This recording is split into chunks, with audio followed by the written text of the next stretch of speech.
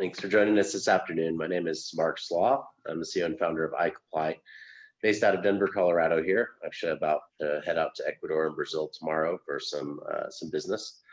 So for the last few years, we've been working pretty diligently with folks around the globe as they enter into a new cannabis commerce of international trade. We're seeing a lot of activity around the globe, just in terms of importing and exporting cannabis, with some countries having high expectations of what they're able to do, and others running into issues along the way, and new changes coming down from the World Health Organization, as well as the UN around cannabis policy, CBD, hemp, and marijuana and THC. So I have a robust number of panelists from around the globe that I am trying to coordinate as we speak, from various cultures and backgrounds, and of course time zones. Unfortunately, in the invitation, we had Zoe, who's worked previously in Florida, setting up facilities, and is now sort of founding her business in New Zealand. She had a board meeting that conflicted, even though we've been sort of trying to get everybody on the same page for the last 45 days or so for this webinar. I also have Ziv dialing in from Israel, Michael, who is working out of Latin America, Caribbean, and we also have attorney partners of ours that are working on the Senate bill that recently passed in Mexico. So I'm going to give everybody a little bit of time here. I guess we might have some folks already joining us, so I want to give the speakers just a couple more minutes here to dial in. I think we have over 70 participants sign up for this webinar, so I know everyone's eager for the information. So I have some very generic questions that I'll be asking in terms of format, and giving people the opportunity to kind of introduce themselves, their background, and what they're doing. But really, I'm inviting this to be an open forum for the panelists, because there's so much to discover from around the globe in various marketplaces. So I think we have Elías. Are you here on the line with us already? Yeah, I'm here. Bueno, muchas gracias por no venir aquí en tiempo. And I think we have some of our other panelists just wrapping up other calls and getting in as soon as they can. So I want to say thank you for everybody and their patience on allowing this to come together organically.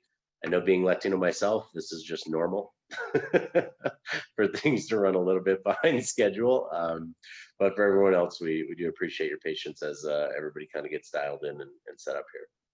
So Elías, I'll start with you. You want to give us some background as to who you are, what your firm's been doing in Mexico, and kind of the present state of things as it relates to your country. Yeah, absolutely. First of all, thanks for having me. It's very exciting about it. I would like to present the Mexican case, and obviously, if you have any questions, please do it in the final part of this webinar. I have worked as a criminal lawyer for 3 years. I see a little bit of cannabis crimes or related crimes, but then I switched and I went to a firm which is called Pérez, Ferrer, Abogados. We are very worried about the regulations around the world, and also in Mexico. Mexico has a precedent. In 1940, the President Lázaro Cárdenas enacted a law which permit to treat cannabis consumers and drug consumers as patients instead of criminals. But then, for the international pressure, they needed to shut down those regulations or were abolished.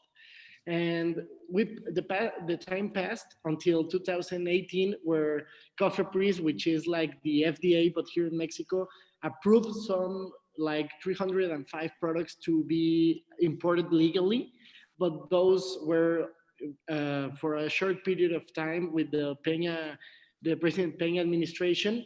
But when the newly President López Obrador was elected, he abolished all that regulations. And because of 2 Supreme Court rulings, one on the medical side and one on the recreational or adult use side, told the Congress of the Union and the Secretary of Health, we need some regulations, clear regulations to access cannabis products. And we have seen this develops. More than 18 initiatives were presented in this time. We have known these regulations for the time that they have passed. We have studied deeper with the help of Mark to understand the international value of this and how to comply with it. I think this is a huge advantage for Mexico. And we're in the verge of legalizing both medical use, industrial use, also the adult use and other things with this law, which is what I'm going to explain further. So I think that's for me to present. Yeah, I know, and it's been exciting, Elias, because it's I tell everyone when it comes to Latin America, and one of the first conversations you and I have had for over a year now was the mistakes that were made with Colombia and with Brazil, even Peru, just other countries, and how slow it takes for the politics to catch up to the operational reality of kind of what's happening. So I really appreciate that Mexico has, even though it's taken a while, as I tell everyone, whatever time you think it's going to take, add 2 more years in Latin America easily, because it just takes longer for anything to get done. And then the political change with the presidency, and whether or not it's coming from the judicial side to match up to the legislative side, and then meet administrative code, can be a real challenge. And it's I think going to be a real challenge. Yeah, and so I think you guys have done a really good job in a short amount of time in being able to try to roll out all 3 initiatives. But of course, that doesn't mean that it's over yet, right? Until seeds are in the ground and harvesting is happening. Tell me, what do you think this government wants to see from the political objective of industrial hemp, from adult use and medical? What's their policy objective? Does it look like import export? They have a domestic distribution model that Colombia forgot about. What does the model kind of look like? What do you think the policy objectives are, high level?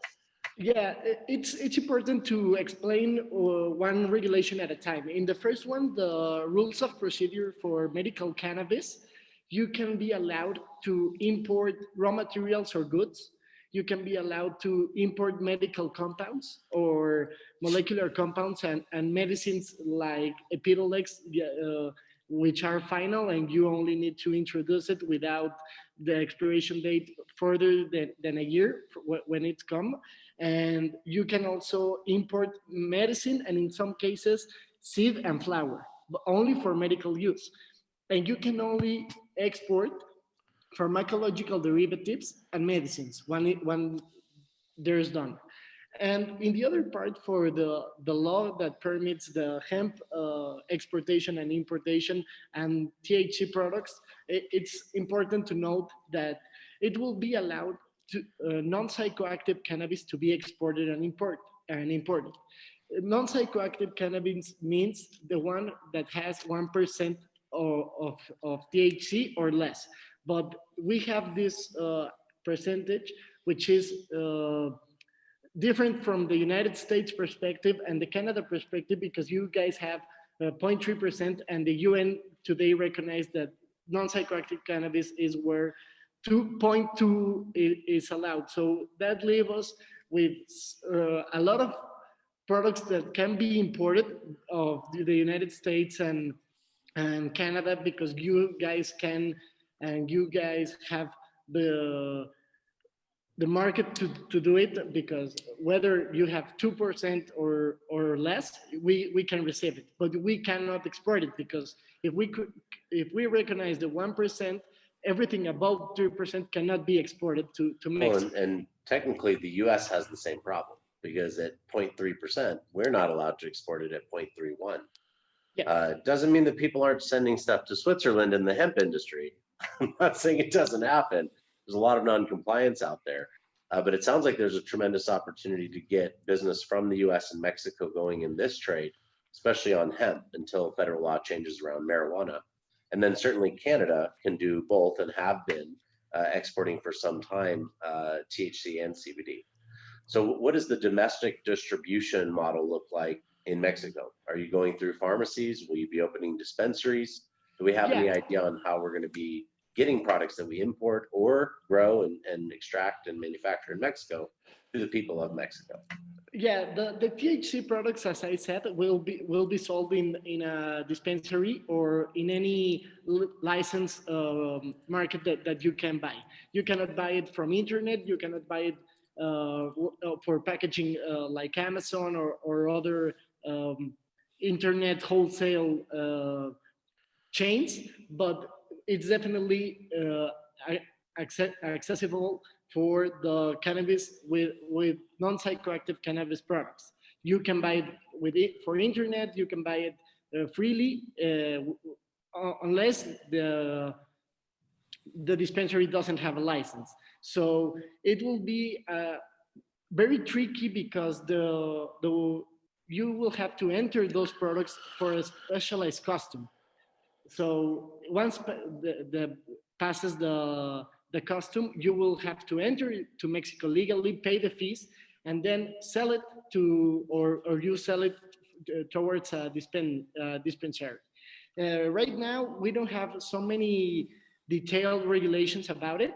We know that the requirements for having a license to export and import are not yet clearly, and it needs further a closer look for the Chamber of Deputies right now to put it clear and people to comply with, to have a very knowledge, sorry, to have knowledge of what the requirements are. So right now, it's a problem because the country where Mexico could export or could import, it needs to be legal in those countries, those products. So it means that it leaves a very little countries to work with, like Uruguay with 1%, US, Canada, and obviously, if they want to enter and come here, you will need to comply with further regulations. But hemp products cannot be found in dispensaries. THC products cannot be imported or exported, and CBD products will see what the regulations are for these products.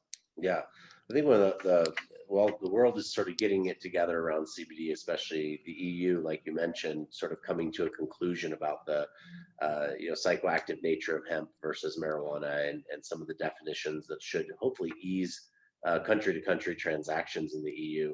There's still this major problem of every other country sort of catching up. The United States just as guilty, right? Because we're not quite there yet. So there's a lot of complication in just navigating sort of what is compliant product to what countries. And like you said, we don't even know what those import or export rules will look like. We just know the policy and the vision is there. Yeah, absolutely. We know that it will be allowed, but we don't know the further regulations to comply with and to companies really succeeding in this market once the regulations are set. Okay. And Ziv, did you join us at all? Are you on the line, my friend? Yeah, absolutely. I am sorry to be late for like 2 minutes. You're like my wife, actually. She's like, I'm like, it's like 60 seconds I am late. I have to readjust my watch just for that. I'm like, seriously, 25 years never changes. So anyway. Ziv, actually, yeah. Pearl here is like your wife for me, because I'm going to be late if she doesn't keep me on task. Good for her. Okay, good. Yeah. Good for all of us. So hi everyone. LJ, I have a question, if I may. We haven't met before, and I apologize for not visiting your country, Colombia. Mainly, actually, no one ever invited me to Colombia, so that Elias needs to is be actually changed. in Mexico. I have to tell. In Mexico, okay. Yes. So I thought Mexican. Mexican. Well, I have been to Mexico, and I want to be there again. Cancun is wonderful. Yeah. So yeah. So I have a question. I mean, like, if we're talking, I'm a foreigner. Okay, I'm from Israel. It's like 25 minutes before midnight my time. So everywhere I travel, I still a foreigner. And I have to adjust, my business culture to do local business worldwide, something that we have to do. Now, I have a question. I know it's not going to be a pleasant question. I apologize in advance, but Latin America has a very bad stigma when it relates, to our industry. Although they have wonderful products, they have top quality products, and everything else. I mean, like, literally the weather is fantastic, the water is excellent, the laboratories are international quality, everything else, but the stigma is the stigma. So when I'm coming there, how challenging is it going to be for someone like me, a foreigner, to do business in those areas?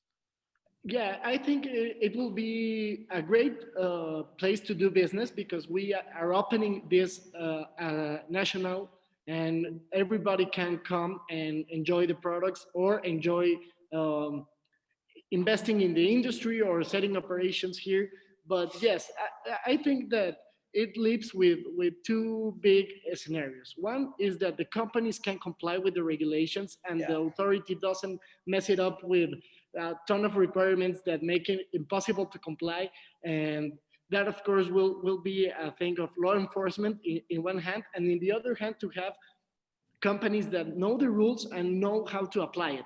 But yes, we're top quality in all services related to cannabis, since the seed to sale. So the services we provide as people in the industry, but it's definitely challenging, and we'll see how the Mexican government implements this policy and how the companies will adjust to that policy and sell the correct products with non peligrosity to the people who consume it. But And yes, Ziv, I think it will be challenging. yeah, I would agree with everything Elias just said, and give you a little bit different perspective, because there is, Okay. believe it or not, a difference between legal and what your attorney is going to say versus compliance. Oh, And in yeah, our no, world, you know what, you know what the biggest problem with our world, legal lawyers. I mean, like the world would be a much better place if we don't have lawyers. I have to tell you. Seriously. By the way, much a cheaper place for that. I'm necessary evil, seriously, though. yeah. Yes, Ziv, I appreciate that. This is Yeah, Michael, the Ziv. So lawyer all I on the want to phone. add to what you said is my experience in Puerto Rico. When American investors, it's part of America, but culturally very different than America, right? It's like Miami is the Hollywood of Latin America, and then there's Puerto Rico, which is so similar in a lot of ways, but they're so distinctly not what you would think of when you think of the United States. So culturally, you had this investment ability to bring money over, and we had sort of control and ownership interests have to be mostly Puerto Rican, but there'd be a lot of misalignment when it comes to seeing the same cultural values or the same ways of doing business. So is it a question of how we're going to see foreigners? I think a lot of times you're being seen as people bringing in DFI, direct foreign investment, being seen as folks with money and resources, and there is an appreciation and a value to that. And I think the stigma in terms of marijuana being associated to the word traficante, right, is where that Right. comes. So when you hear the word marijuana in Latin America, it automatically means cartels, drug traffickers, and mules, and death and destruction. Not because of the drug itself, right? Which No, I said it's a stigma. I mean, like, and you have to fight it. I mean, like, yeah, the most challenging part that, based on my 8 years experience doing medical cannabis, as clinically grade, and you, of course, you know it because you have the formulas. So, the most challenging part actually for me, that industry, is to do mass education. How do you actually, convey all those messages to common people that it's safe to use, it's not that stigma, yeah. people are not just potheads, it's really good for you on the medical level. Even on recreational side, if you're a safe consumer and you know how to control yourself, it's better than alcohol, you know. So, I mean, like, this is a real challenge, and the problem with that challenge is not getting to the mass people, it's getting to the people who actually makes, the rules, Yeah. the policies. They are the challenging one, because it's all about politics. And it's really, this is what I'm saying. When I come to foreign countries and and I'm a foreigner in those countries, this is my challenge. How do you actually tell people that I have all those beautiful things in Israel? We studied, we learned, we invested millions of dollars in research, we have clinical results, we have proof of so many, a medical condition that cannabis can help. But on the other side, the stigma still there. And I think that one of the things that all of us in that industry should put a lot of effort in is doing that, changing those minds. And Steve, I think it is important to note that when Mexico is legalizing cannabis, it's going to switch the minds of the people, Yeah. because it will not see cannabis as a prohibited product.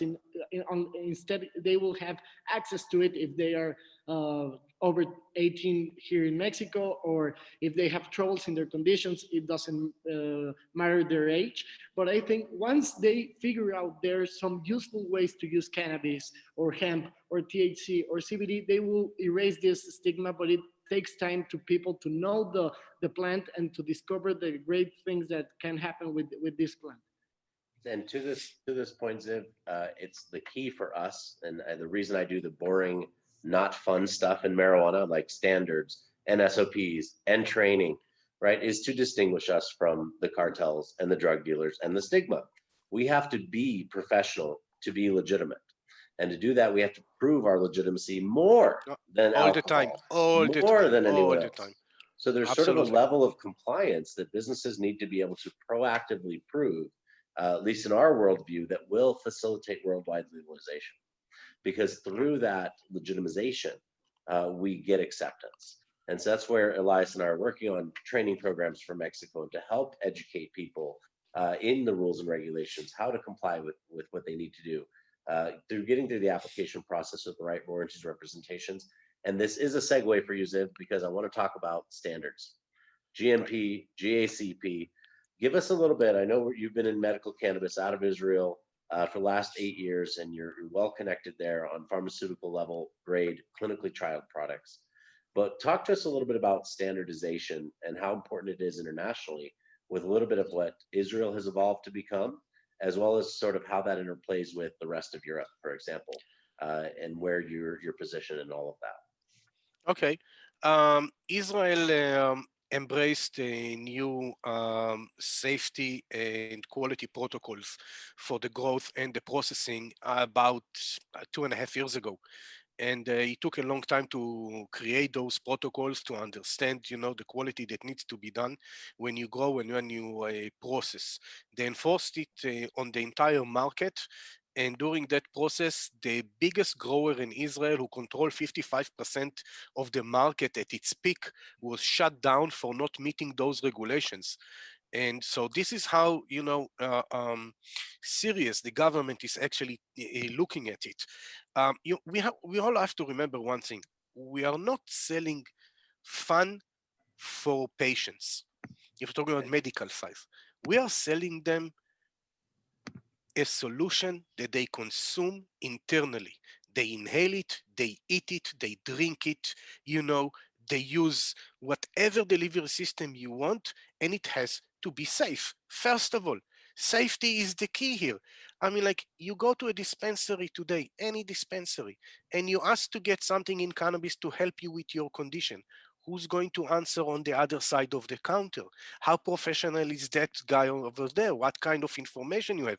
Do they know if the product itself was growing in a farm, or or cultivated in a quality manner, that can provide us with the right, let's say, ingredients, or it was grown without the chemicals or without the hormones that we know of? If you want to consume tinctures, how do you know that it was actually extracted correctly? Where is the kitchen? What is the quality of the laboratory and the kitchen that makes the food or the other product, from quality point of view, and then of course safety? How do you know that? I mean, like, if you're not going to control it, and then this is where you get all those moms and pops, the garage built ups on the backyard, and people make their own stuff. You never know what's inside. And most of the people who are making this, not the big companies, they are buying whatever is cheap on the market. The cheap weed, the cheap oils. You never know when it was extracted. As long as they get something inside, nothing is being tested. You don't have a certificate of authentication or whatever to show that there is real cannabinoids inside. And all those protocols, the growing protocols that provide us with a steady plant, quality plant, free of chemicals, free of hormones, which what we're looking for, was grown with the right water and the right everything else, is extremely important if you want to deliver the same product over and over to patients. We all have to remember, cannabis, especially the extracts, is not repetitive product. Since it's not a repetitive product, we have to come as close as possible to provide a repetitive product to our consumers. So the GAP actually keeps the grow in a certain way that we know that the quality will be there for a long time. The GMP says the same for the laboratory, which is extremely important. In Europe, they have the EU GAP and the EU GMP, the same. We are actually in Israel and Europe, we are using similar protocols for that. And I have to tell you that from our experience, actually, even Michael was there, the biggest processor in Israel, Bazelet Pharma, it's really huge. I can tell you that maybe 100 different ambassadors from other countries visited that place to actually look to see how they do it, what is GMP protocols, how they enforce, how they use the protocols, and they are looking to copy our protocols, you know, and to implement those in their own countries. I think that this is really important because we are not just talking about pharma grade products, because this is going to actually be used directly on recreational products as well. I mean, like, it doesn't, because cannabis is cannabis is cannabis. It's exactly the same. You smoke the same joint if you're sick or if you want just to have fun. Depends on your condition. It's not a different cannabis. There is no such thing as medical cannabis. There's only cannabis for medical purposes, for that matter. You know, so I believe that if we start from the medical size, then all the other products in a recreational market will have to use the same protocol, which is best for all of us. It will screen out 85% of the low manufacturers, non-controlled manufacturers, you know, and this is the best place that we can play. And this is, by the way, this is how my companies are looking at the future. Everything that we do, we look at the day that the FDA or the EU will enforce those protocols, and we are ready today. So we don't want to get out of, you know, and you know that because you know my products. Absolutely. I'm sorry for the long speech. And it's why it's taken 2-3 years to get to where we are. And it's no apologies needed. I think when you said 85% of people are not going to make that grade, that's exactly what we saw and what we're seeing in Colombia, right? Even Uruguay, that has an advanced start since 2014, 2015, has only had one company successfully export flower globally. Yeah, right? So we're on the cutting edge of sort of these standardizations and practices. And I'm actually almost envious for Elias and the work in Mexico, because they can learn from those mistakes and hopefully get it right the first time. Because you're starting to see not only the discongruency start to solve itself in a place like the EU, where maybe Romania was looking at these standards and quality different than Portugal, different than Israel, or different than France, who wasn't even allowing smokable CBD or things of that nature in their country, to start to come to some level of standardization. So I would ask, Ziv, maybe from your perspective, what has the feedback been on all of these countries? I think we're just starting to see another round of capital go into Colombia, for example. But what's the experience been on the buyer side, right? Which is really Europe and Israel, because of the limited amount of space, the cost of production. What's been the feedback in terms of the quality that's out there? Well, we need to separate it in two parts. There are the end users, and I have to tell you that the feedback that we get, the end users are more happy when they get end products, because they can, when a patient is using cannabis and they are already used to use a specific genetics and the specific product that they like, if you change it, they will know on the first time they smoke or they use it that it was changed. They will feel it immediately. And now they are more happy than that. And don't forget that once you have the quality in place and you can repopulate that quality time after time after time, this is where we get to the science part, that we can provide better products if we inject more terpenes inside. If we are working on micro dosage, we can perfect the products once we understand that the quality can be there for a long time. This means the changes for the patients are very, very, very minimal, but we can get better quality products. And if we take 3 examples for a minute, this is from the Israeli side, this is what we see from patient point of view. But if we look internationally, then the protocols are the key, let's say, the key player here, okay? They are opening the doors to other countries. The Brazilian government is requiring to get quality product, GMP approved product. They want to see a clinical usage or clinical studies behind the product, that it is actually safe to be used and people have been using it. We can see that in Thailand in December 2018, they started actually to do tinctures, CBD-based tinctures for patients. Everything is financed, is subsidized by the government. Actually, I got a call today. This is why I remembered the Thailand, because I got the call today from the Thai ambassador in Israel. They have a delegate coming to Israel next week, and I was invited to consult to them. That's From the Israel, yes. So this is why it popped in mind to do that. And we look at that, and we look at Germany, for example, when Germany made a huge change in Europe, where when they started, with the parliament, the upper house, that was in April 2016, and they approved it, I think that was April 2017, something like that. They allowed to do everything, to import, to export, to process. It was a rolling plan, but eventually you can import and export and do everything you want in Germany as long as you follow the protocols, you follow the policy. Yeah. And this is where we want other countries to be at. And we saw that happening last year when Denmark, which is the first of 4 Scandinavian countries, actually said we are going to do the same as Germany. Yeah. I want to get, Elias, your feedback. I hear Ziv talking a lot about consistency, quality, documentation, formulation, standard operating procedures, right? The world of compliance and adhering to doing the same thing over and over again. And I know there's complications between just environments. If you're producing something in humid tropical Colombia, it may not be dry, desert, arid, Israel, for example.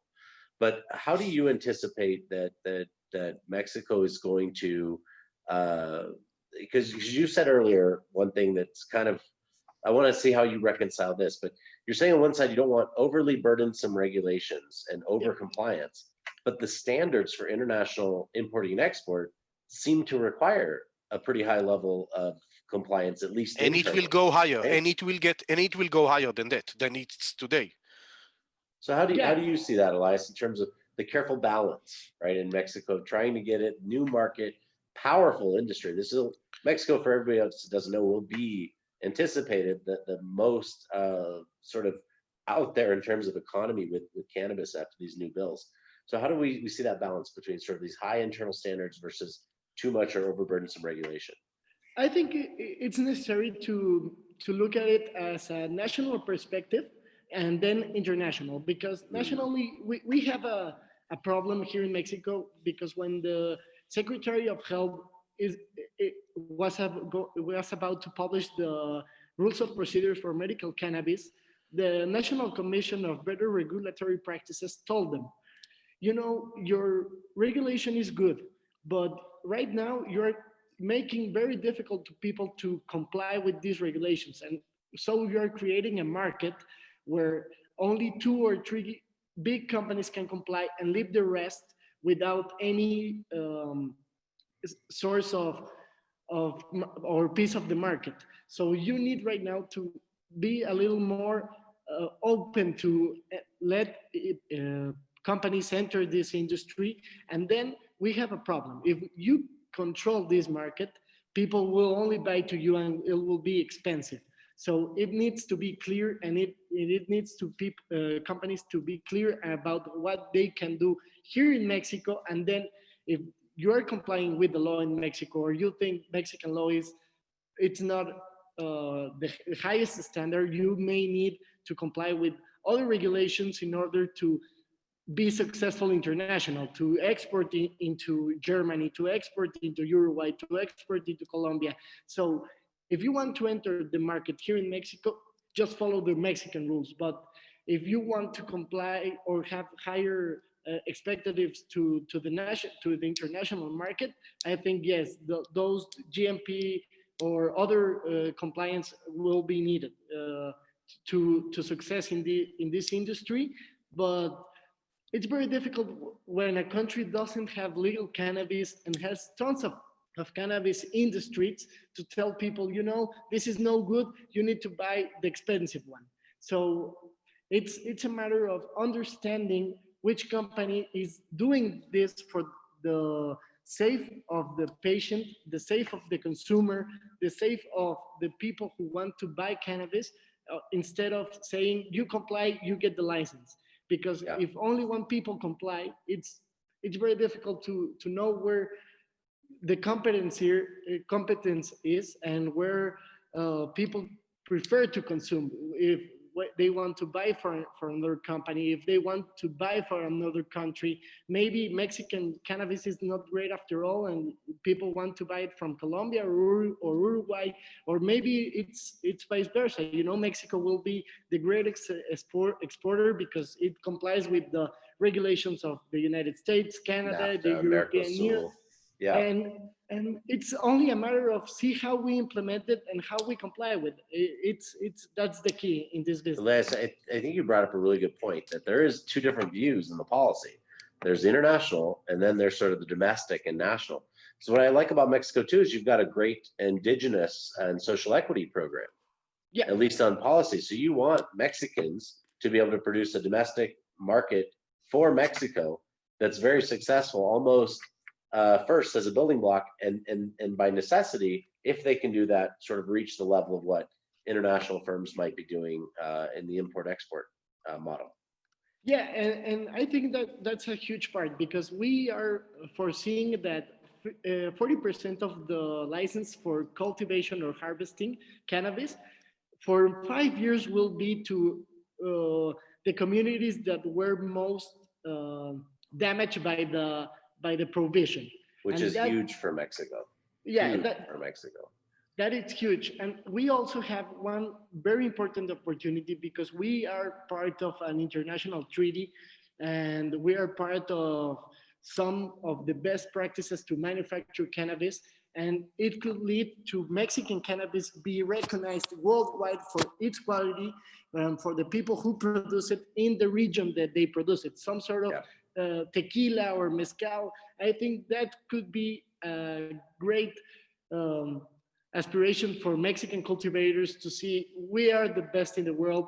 Look at it. We are recognized worldwide for the best quality of the product, but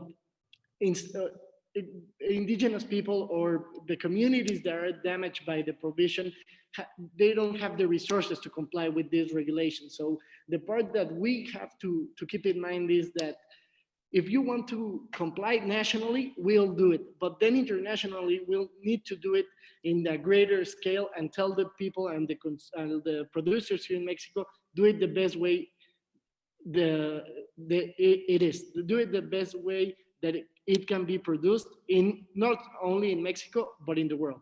Yeah, it's a great point. And as you guys are talking, I'm thinking ISO, right? International standards that are recognized by 157 countries around the world for just consistent quality and production, in addition to sort of GACP that we talk about and GMP. And just for everyone else out there to kind of know that, that means the world of enterprise resource platforms and having documentation above and beyond sort of what the minimal expectations are, no matter what your country might be. So I did want to acknowledge that we had a question come through here, and we're kind of wrapping up here to the last 5-10 minutes of the presentation. So I want to be aware of everyone's time. Also looks like Michael was finally able to join us a little bit, and Michael, Ziv, and myself, and Elias to some degree through the network of just folks that we are working mostly in Latin America, South America on the production side, and then Ziv a lot in Europe, just in terms of getting products. But Michael, I did want to acknowledge you here in the last few minutes, just to kind of Thank let you, people Mark. know where you've been and what you've been doing and where the horizon might be for Latin America. Thank you, Mark, and thank you guys, everybody, for the 2 minutes or 3 minutes I'm going to say hello. I've been involved in the market. I love hearing about Mexico's new regs and stuff coming out. I've been hitting Mexico for a couple of years. Mark and I have been hitting several countries in Latin America, but I don't know. We haven't discussed anything about the new declaration made by ONO this morning, which is requesting that the countries take it out of the controlled substance. And I haven't read it, but I don't know if anybody has, and they can put 2 cents in. because it's interesting that this morning we now have a future path towards a normalized regulation whereby all countries can work together as opposed to having different regulations on standards and practices. So I've joined a Hispanic chamber for international cannabis business, and that's our main goal, is to standardize throughout the world so that this import-export business can flourish, and the countries are in compliance with a standard that is a global standard as opposed to a local standard based on countries. And if anybody's read anything and can share what happened today, I just heard it happen. I haven't read it. Yeah, I'll acknowledge Deepak's sort of contribution here. Thanks. But essentially, it's a milestone for countries to legislate their own medical cannabis laws and allow for facility between import and export. That's been a huge question since the UN convention from 1967 that we're still operating on here, that impacts these state laws or these countries' laws. It's why Mexico is only going to be importing, exporting medical, because it has to be for research purposes. There's no real regulation around adult use being imported, exported that way. So these countries have sort of been operating in a UN gray area for some time. And so this is a huge milestone. And I think that's going to be, definitely a big consideration. And Ziv, to your point, there's countries trying to still operate in the gray area. Portugal might try to take product in and turn it into EU GMP compliant product. And we've been trying to figure out exactly how all this should work. Most of the delays in Colombia, the small amounts they're allowed to import, export, same thing with Uruguay, have been a tremendously difficult process between governments around the world to try to get the right forms, right? The right information just on the right pieces of paper to match up across the lines. So I definitely think this is a pretty important conversation to have, and I do want to appreciate everybody for joining us, and I want to give the audience some time to get their questions answered as well, because there's a lot here we're trying to unpack, and believe it or not, the world is a pretty big place, so there's a lot of different things happening in different areas of it. But I did want to touch base at least around some of the major regions, that I think being Latin America, that definitely being Europe. We also had invited South Pacific and Africa as well, South Africa, which is working on their own possibilities for low-cost product. But again, I think everyone's kind of facing these standards challenges and bringing their compliance up to code in order to really facilitate import-export.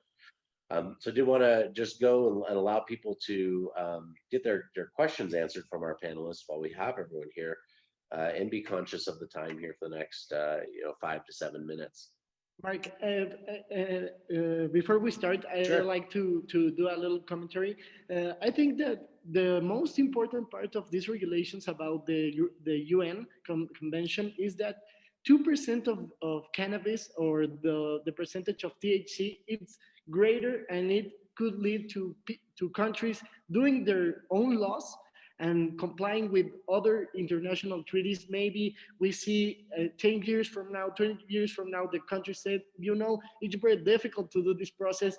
We may do it again, but with clear rules for everyone. But it's a good start to countries fall like dominoes. Like in the United States, when a state legalized it, the neighbor states plan to do it.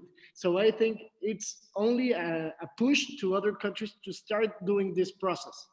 Absolutely. And we're even encouraging clients here in new markets like Missouri and Michigan, state markets, to get ahead of GMP compliance now, right? If we know that eventually the United States will be allowed to export, wouldn't you rather be at sort of the top tier? And it's much easier to build your facility right the first time than it is to go back and retrofit your facilities.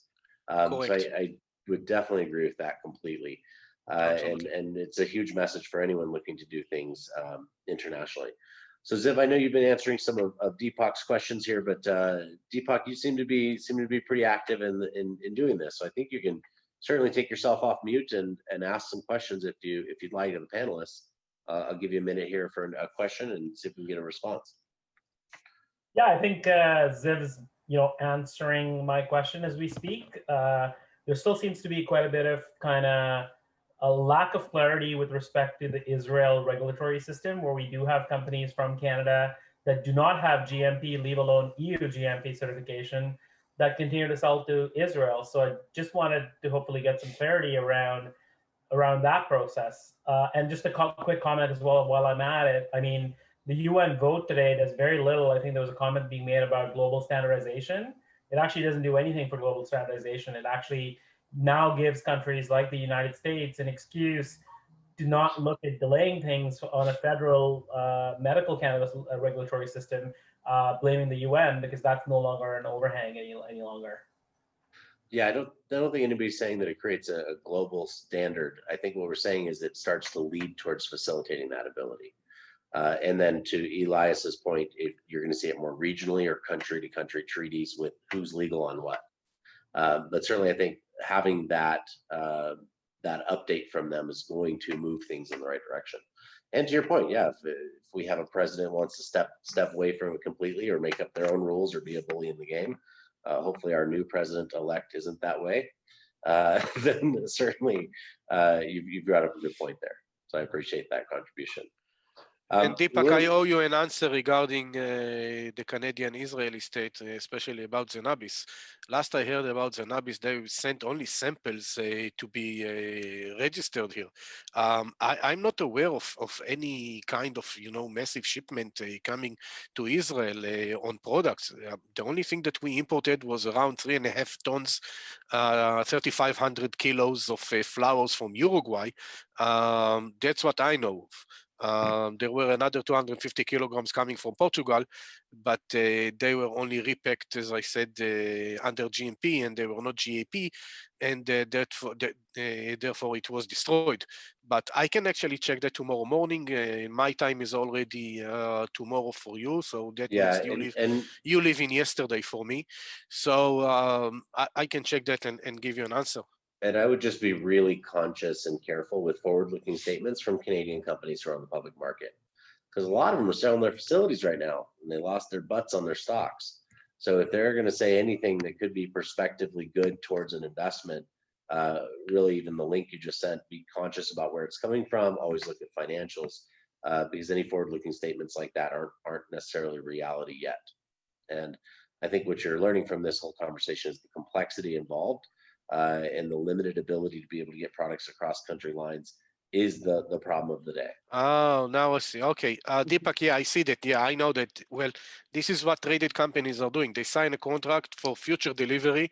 Nothing is delivered, but you think that it was exported already. I can tell you for sure that Conduct purchased 400 kilograms of Uruguayan flowers directly from Bazelet because they couldn't secure it directly from Uruguay. Actually, Michael and Mark were involved on this. And so maybe, they signed an agreement with them, but if you can see by the PR itself, it said it will be supplied by December 31st next year. So I'm not really sure how this is going to play out eventually, but again, best of my knowledge, it was not supplied yet to Israel. Yeah, and always just consider the source. Anyone else want to chime in and have any questions for our panelists here as we kind of wrap up our import-export conversation?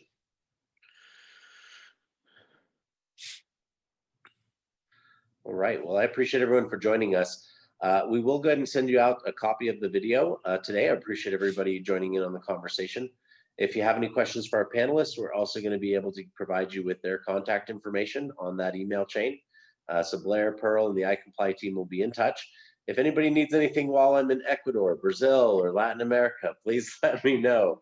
I think one thing that's important is to understand the importance of compliance here and getting your facilities really up to standard. Like I said, we're in the process of helping people with GMP, GACP, and ISO compliance for their facilities that they're looking to be importing and exporting cannabis around the world.